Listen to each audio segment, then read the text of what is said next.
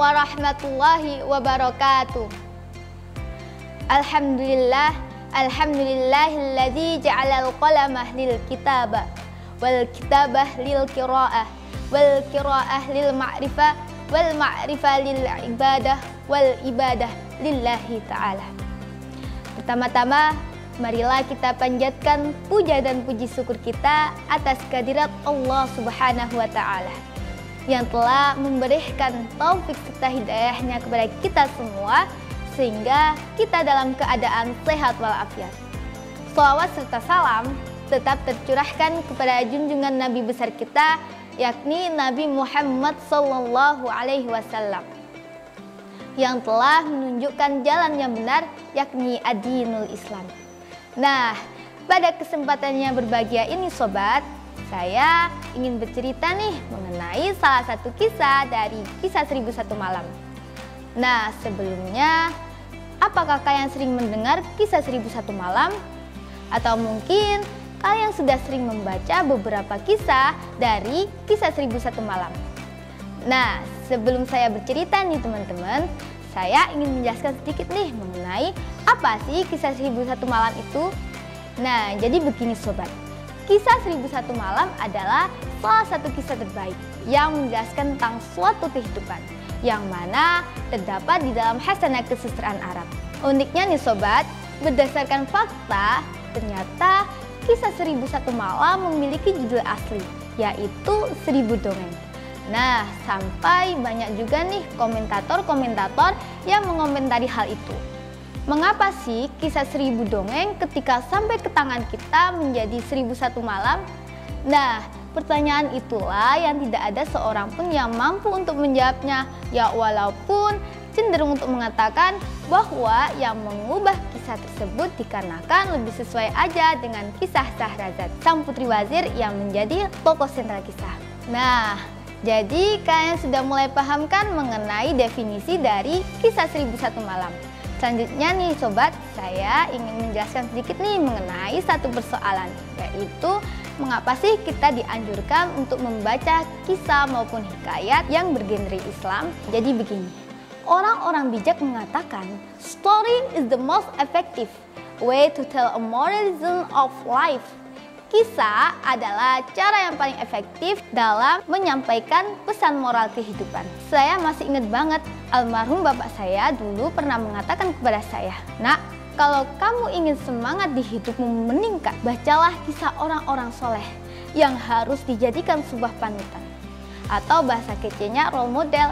Untuk apa? Untuk meningkatkan kualitas keimanan kita. Jadi, mulai sekarang bijaklah dalam memilah dan memilih sebuah buku. Dan jangan lupa ya sobat, buku yang baik akan selalu mendekatkan diri kita kepada Yang Maha Kuasa. Langsung saja saya akan bercerita nih sobat mengenai salah satu kisah dari Kisah 1001 Malam yang berjudul Si Penggembala dan Si Ahli Ibadah. Alkisah, pada salah satu lereng gunung, hiduplah seorang penggembala yang soleh dan cerdas.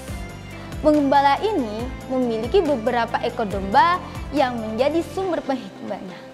Dengan kehidupan yang sangat sederhana serta menjalankan semua amal laku ibadah dengan khusyuk dan tenang. Pada suatu malam, tiba-tiba si penggembala ini jatuh sakit sehingga ia terpaksa tinggal di dalam goa.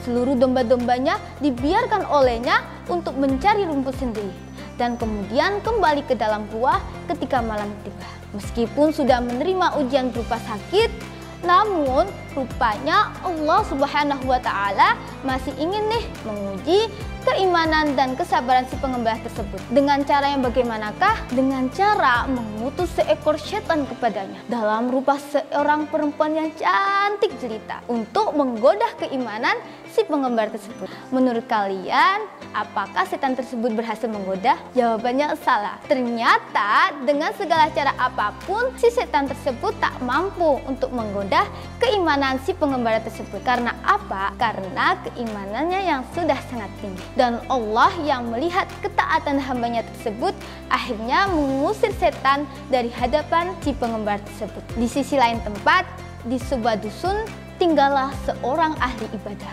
Pada suatu malam, si ahli ibadah ini pun bermimpi mendengar seseorang yang berkata kepadanya, "Wahai saudaraku, di sebuah goa yang terletak di lereng gunung, hiduplah seorang lelaki soleh." Saat terbangun, si ahli ibadah ini pun langsung menyiapkan semua bekal keperluan untuk mencari keberadaan si pengembala tersebut. Dengan berbagai rintangan dan cobaan, singkat cerita, dengan keyakinan lillah yang kuat, akhirnya Allah mempertemukan mereka berdua dan mereka berdua menjadi teman akrab yang memperjuangkan agama Allah hingga akhir hayatnya. Tamat deh. Nah, menurut kalian bagaimana nih ceritanya? Apakah kalian dapat memahami dari intisari cerita tersebut? Ya, mengenai tujuan hidup kita.